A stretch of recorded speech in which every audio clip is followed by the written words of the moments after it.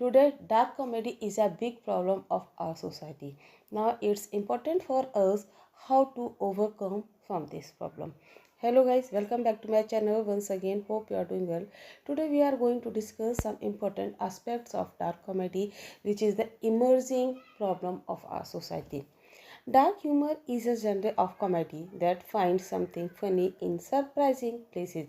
It may be called dark, but its role is to find the brighter side of difficult subjects: death, war, violence, politics, sex. No subject is out of bounds in this challenging type of comedy. Black comedy takes humanity's worst impulses and throws a fire right in their faces. Some pieces of art uses gallows humor as a way to shine a light on an important topic, while others are merely trying to get you to laugh at an absurd situation. Take this scene from Monty Python's Life of Brian, where a group of crucifixion victims sings "Always look on the bright side of life." Means dark comedy का जो main sense जो था, dark comedy जो start हुई थी, इसका एक purpose यही था कि always look on the bright side of life. From ancient Greece to modern day, we will look at some black humor examples so that you can see how the greats used dark comedy well, such as this scene from Jojo Rabbit, where the salute of Hail Hitler becomes inexplicably hilarious. The history of black comedy. Black comedy का इतिहास क्या रहा है? What is black comedy and how it started? The term didn't technically originate until 1935, when Sir Lee's theories Andy Britton was interpreting the works of Jonathan Swift. Swift is perhaps best known for his essay A Modest Proposal, which satirically suggests that the Irish could solve their economic problems by selling their children to the wealthy as food. The general public wasn't fully exposed to a dark humor definition until 1965, when a book called Black Humor entered the marketplace. It was an anthology novel with short pieces written by the likes of Edward Albee, Thomas Pynchon, and J.P. Donleavy. It was the first anthology devoted entirely to the genre of black comedy. While dark humor in the film can be traced back practically to its advent, it's been immensely popular within the last 20 years, culminating in Parasite, the dark comedy thriller winning Best Picture at the Oscar. अगर short में हम dark comedy को समझना चाहें तो dark comedy में उन subjects को बहुत सीरियस या उन सब्जेक्ट का मजाक या जोक उड़ाया जाता था जो बहुत गंभीर होते थे या जिनको बहुत ज़्यादा दर्दनाक माना जाता था. इसे black comedy, black humour, dark humour, रूम्ड हार्स या फारसी हास्य भी कहा जाता है.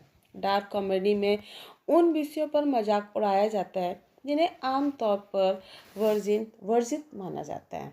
डार्क कॉमेडी में ऐसी चीज़ों का मजाक उड़ाया जाता है जिससे लोग सहज ना हों. डार्क कॉमेडी में त्रासदी, राजनीतिक या किसी सामाजिक मुद्दे का मजाक भी उड़ाया जाता है.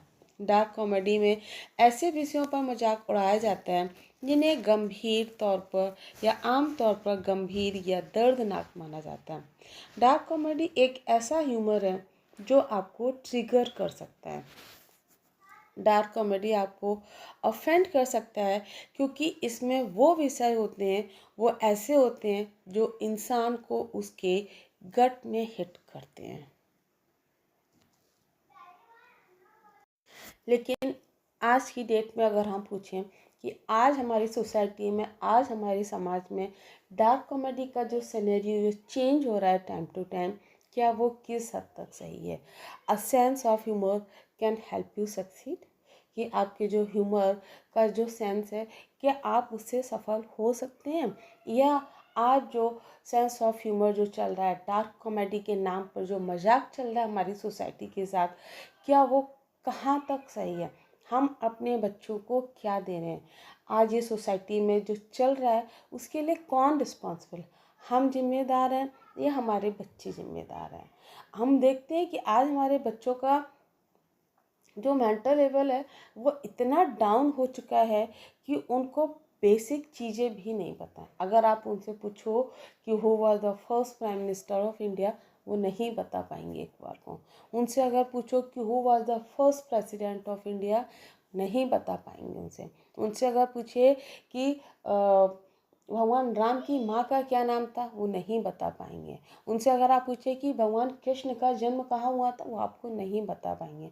उनसे अगर आप पूछेंगे कि right the 5 names of freedom fighters of India, हमारे देश के जो 5 फ्रीडम फाइटर्स थे, आप उनके नाम बताइए, वो आपको नहीं बता पाएंगे।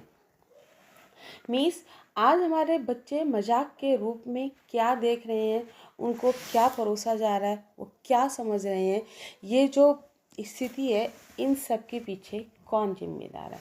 कहीं ना कहीं हम जिम्मेदार हैं या कहीं ना कहीं हमारे बच्चे जिम्मेदार हैं।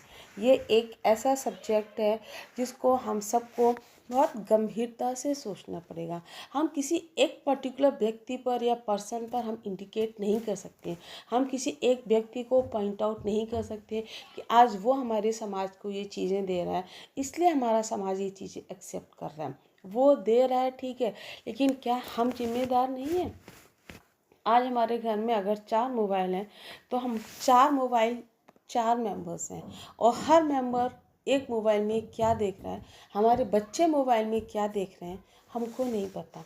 हम अपने मोबाइल में बिजी हैं, बच्चे अपने मोबाइल में बिजी हैं। तो इन सब के पीछे कौन जिम्मेदार है। आज हमारे पास इतना टाइम नहीं है कि हम अपने बच्चों के साथ बैठकर उनसे बेसिक बातों पर डिस्कस कर सकें, हम उनको अपने कल्चर के बारे में बता सकें, हम उनको अपनी संस्कृति के बारे में बता सकें। हम जिस एरिया में रहते हैं, हम जिस जगह में रहते हैं, हम जिस स्टेट में रहते हैं, हम उन चीज़ों के बारे में बता सकें।